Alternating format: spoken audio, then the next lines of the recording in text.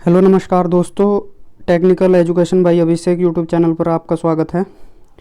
आज हम technical question discuss करने वाले हैं। तो टेक्निकल क्वेश्चन में बेसिक से स्टार्ट करेंगे हम। तो पहला चैप्टर स्टार्ट करेंगे आज, सुरक्षा सावधानी।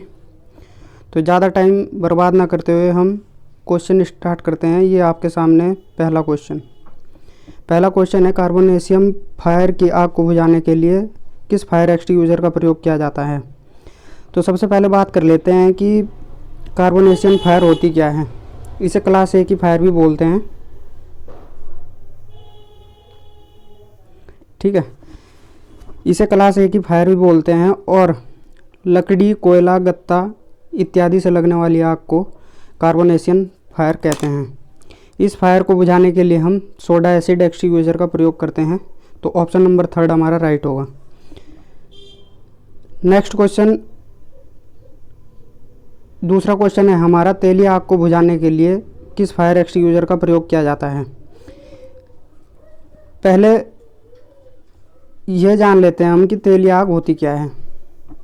इसे क्लास बी की फायर भी बोलते हैं।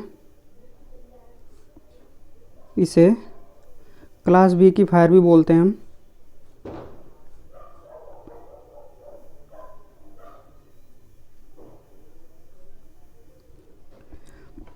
तेलीय पदार्थों या वैक्स से लगने वाली आग को हम ऑयली फायर बोलते हैं। यह क्लास बी की फायर होती है।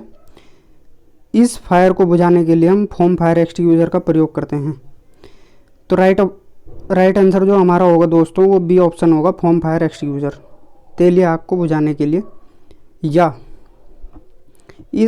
अगर ऑप्शन में फोम फायर एक्सटिंग्विशर नहीं है और CO2 फायर एक्सटिंग्विशर है, तो हम CO2 फायर एक्सटिंग्विशर वाले ऑप्शन के साथ जाएंगे, फिर हमारा CO2 फायर एक्सटिंग्विशर राइट होगा। CO2 फायर एक्सटिंग्विशर बता दूं मैं, यदि किसी बंद कमरे में ऑयल या वैक्स से आग लगी है तो बंद कमरे में आग को बुझाने के लिए हम CO2 फायर एक्सटिंग्विशर का प्रयोग कर सकते हैं, क्योंकि यह जो आग लगी होगी उसके ऊपर CO2 की लेयर बना देगा और आग को बुझा देगा। बंद कमरे में ही यह सीमित है, जहाँ पर ऑक्सीजन ज़्यादा ना हो। अगला क्वेश्चन दोस्तों, इसमें हमारा तीसरा, गैस से लगी आग को बुझाने के लिए किस फायर एक्सटिंग्विशर का प्रयोग किया जाता है। यदि दोस्तों आपको क्लास पसंद आ रही है तो हमारे यूट्यूब चैनल को सब्सक्राइब कर दें, शेयर भी कर दें। इसमें तीसरा क्वेश्चन है इसमें हमारा, गैस से लगी आग को बुझाने के लिए किस फायर एक्सटिंग्विशर का प्रयोग किया जाता है। जो गैसीय आग होती है ये क्लास सी के अंतर्गत आती है। गैसों से लगने वाली आग को गैसीय फायर बोलते हैं और इस फायर को बुझाने के लिए जो फायर एक्सटिंग्विशर प्रयोग किया जाता है उसमें पहला ऑप्शन है ड्राई पाउडर, दूसरा ऑप्शन है हेलन एक्सटिंग्विशर, तीसरा है रेत, पानी तथा मिट्टी और चौथा है नन ऑफ दिस, यानी उपयुक्त में से कोई नहीं। तो इसमें से दोस्तों हमारा जो राइट आंसर होगा वो पहला होगा, ड्राई पाउडर। अगला क्वेश्चन है दोस्तों, इलेक्ट्रिक फायर यानी बिजली की आग को बुझाने के लिए किस फायर एक्सटिंग्विशर का प्रयोग किया जाता है। यानी जो बिजली की आग होती है उस फायर एक्सटिंग्विशर को, उस आग को बुझाने के लिए हम किस फायर एक्सटिंग्विशर का प्रयोग करते हैं। ये क्लास डी के अंतर्गत आती है। जो ये हमारी फायर है इलेक्ट्रिक फायर, यानी पैनल, ट्रांसफार्मरों, बिजली सर्किटों में लगने वाली आग को इलेक्ट्रिक फायर बोलते हैं। इस फायर को बुझाने के लिए हम किस फायर एक्सटिंग्विशर का प्रयोग करते हैं। ऑप्शन में है, पहला ऑप्शन है फोम फायर एक्सटिंग्विशर, दूसरा है हेलन एक्सटिंग्विशर या CTC, तीसरा ऑप्शन है सोडा एसिड एक्सटिंग्विशर और चौथा है पानी। तो बताइए दोस्तों इसमें से कौन सा ऑप्शन राइट होगा। तो इसमें जो ऑप्शन राइट होगा वो सेकंड ऑप्शन राइट होगा हमारा, हेलन एक्सटिंग्विशर या CTC। CTC की फुल फॉर्म होती है कार्बन टेट्रा क्लोराइड, कार्बन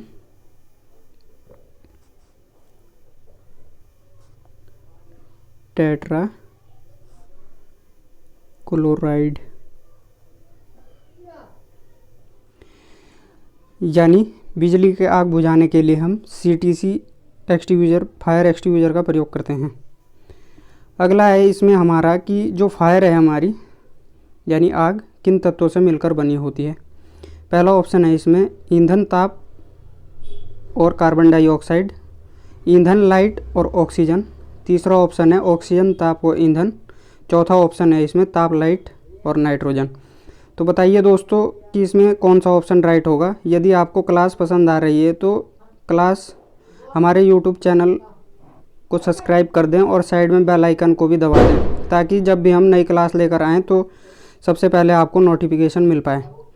तो बताइए दोस्तों इसमें कौन सा ऑप्शन राइट होगा हमारा। तो इसमें जो हमारा ऑप्शन राइट होगा ऑप्शन सी राइट होगा, ऑक्सीजन ताप व ईंधन। जो हमारी फायर बनेगी वो इन 3 तत्वों से मिलकर बनेगी। अगर इनमें से कोई एक तत्व नहीं है तो हमारी आग नहीं लगेगी। तो अगला क्वेश्चन डिस्कस करते हैं दोस्तों। छठा क्वेश्चन है हमारा PPES का क्या अर्थ है। पहला ऑप्शन है इसमें पर्सनल प्रोटेक्टिव इक्विपमेंट। दूसरा ऑप्शन है पर्सनल प्रोटेक्टिव इक्विपमेंट्स। पहला ऑप्शन था एम्प्लॉयमेंट्स था उसमें। तीसरा ऑप्शन है क और ख दोनों सही हैं। तीसरा है चौथा नन ऑफ दिस। तो इसमें से जो राइट आंसर होगा बताइए दोस्तों वो कौन सा होगा। तो इसमें जो हमारा राइट आंसर होगा वो ऑप्शन बी सही होगा हमारा, पर्सनल प्रोटेक्टिव इक्विपमेंट। PPE की फुल फॉर्म होती है। पर्सनल प्रोटेक्टिव इक्विपमेंट के अंतर्गत जो आते हैं हमारे, पहला है इसमें हेलमेट, दूसरा है सुरक्षित चश्मे, तीसरा है एयर प्लग, यानी शोर शराबे वाले स्थान पर हम एयर प्लग का प्रयोग करेंगे, और यदि ग्राइंडिंग कर रहे हैं, चीजल से धातु काट रहे हैं तो वहाँ पर सुरक्षित चश्मे का प्रयोग करेंगे।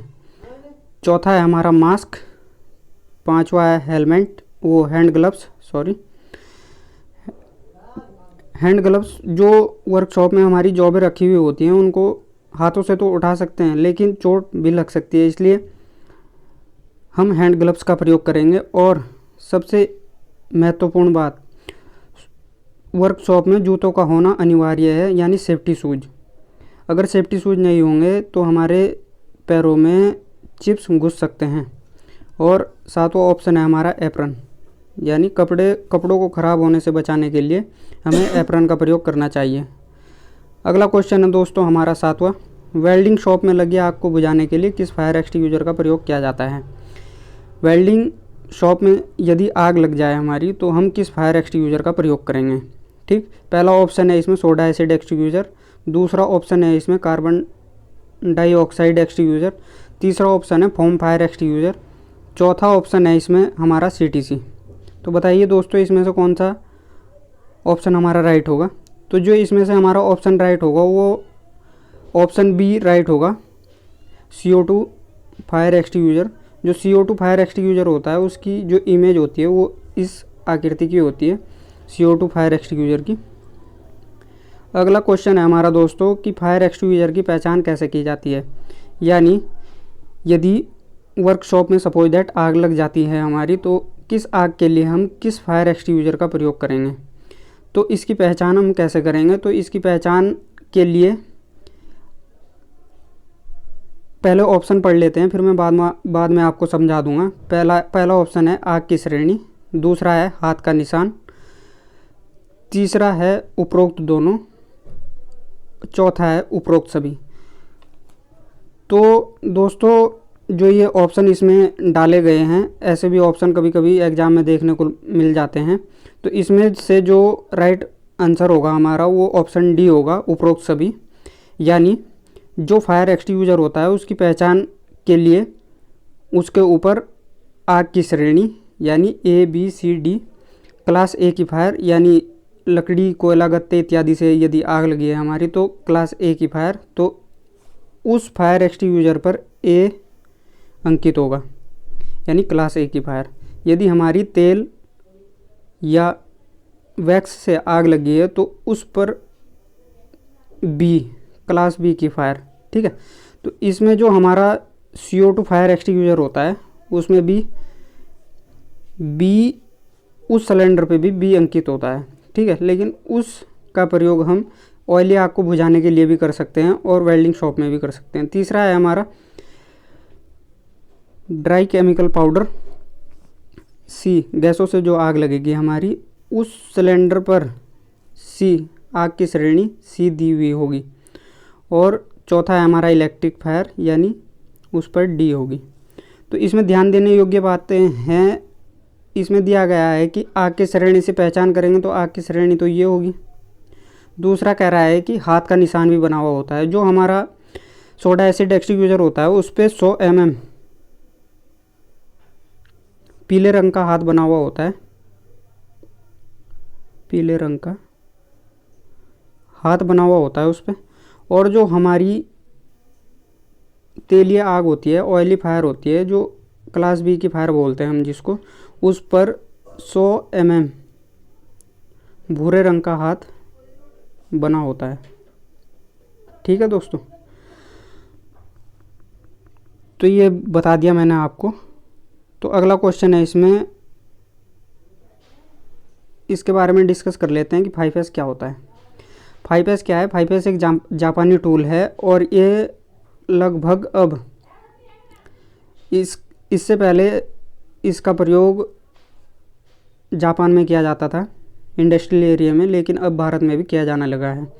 तो इसमें 5S का मतलब क्या होता है? 5 बार S है, 5 बार S है। ये दिख रहा होगा आपको, सीरी, सीटन, सीसो, सितकेसु, चित्सुके। तो इसमें क्या है? 5 टाइम S है, तो 5S। तो इसको हम क्या है, जापानी टूल भी बोलते हैं। जो हमारा क्या है, 5S है। ठीक है, तो इसका क्लासिफिकेशन पढ़ लेते हैं दोस्तों हम। पहला है सीरी। इसका मतलब होता है सरल वर्गीकरण। यानी सपोज दैट किसी वर्कशॉप में नट तथा बोल्ट का उत्पादन किया जा रहा है।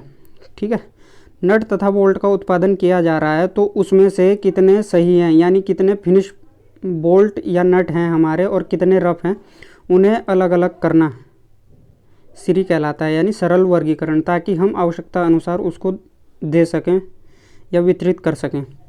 दूसरा है हमारा सीटन। इसका मतलब होता है सुव्यवस्थित रख रखाव, यानी वर्कशॉप में जो बनी हुई जॉबें हैं उन्हें क्रमबद्ध तरीके से लगाना, ताकि उन्हें ढूंढने में और उनका रिकॉर्ड बनाने में कोई हमें दिक्कत ना हो। इसके लिए सीटन, सुव्यवस्थित रख रखाव। तीसरा है सीसो, सफाई व स्वच्छता। वर्कशॉप में सफाई व स्वच्छता का होना बहुत ज़रूरी है। यदि कहीं पर तेल बिखरा हुआ है, तो यदि हम उसको साफ़ नहीं करेंगे तो हो सकता है कि कोई उससे फिसल कर गिर जाए और उसे चोट लग जाए। ठीक है, तो सफाई व स्वच्छता का होना भी आवश्यक है। तीसरा है सितकेसु। सितकेसु का मतलब होता है मानकीकरण, यानी जो तुम्हें बनाने के लिए जॉब दिया गया है स्टैंडर्ड साइज में, तुमको उसी स्टैंडर्ड साइज में उस जॉब को तैयार करना है। स्टैंडर्ड साइज या ड्राइंग साइज, जो ऑपरेशन ड्राइंग पे दिए गए हैं वही ऑपरेशन तुम्हें जॉब पर करने हैं। उसके अलावा तुम्हें जॉब पर कुछ बाकी ऑपरेशन नहीं करने हैं। पांचवा है दोस्तों इसमें शित्सुके। इसका मतलब है स्व अनुशासन या नियमितता। यदि वर्कशॉप में कार्य कर रहे हो तो उस समय किसी भी अनुशासनहीनता नहीं करनी चाहिए, यानी किसी भी प्रकार की छेड़छाड़ नहीं करनी चाहिए यदि वर्कशॉप में कार्य कर रहे हो। तो अगर छेड़छाड़ करोगे तो क्या है, चोट का कारण बन सकता है। अगला ऑप्शन है वो नियमितता, यानी कंटिन्यूटी। जो इंडस्ट्रियल एरिया है उसमें कंटिन्यूटी भी बनाना ज़रूरी होता है। तो ये था दोस्तों 5S का मतलब। आशा करता हूँ कि आपके सभी डाउट क्लियर हो गए होंगे। यदि फिर भी कोई डाउट रह जाता है तो आप कमेंट बॉक्स में डाउट लिख सकते हैं हम अपना, और हम सॉल्यूशन देंगे आपको। यदि दोस्तों आपको क्लास पसंद आई तो क्लास को please like, share and subscribe कर दें। थैंक यू दोस्तों, बाय बाय। इसके बाद कल मिलेंगे आपसे। Thank you.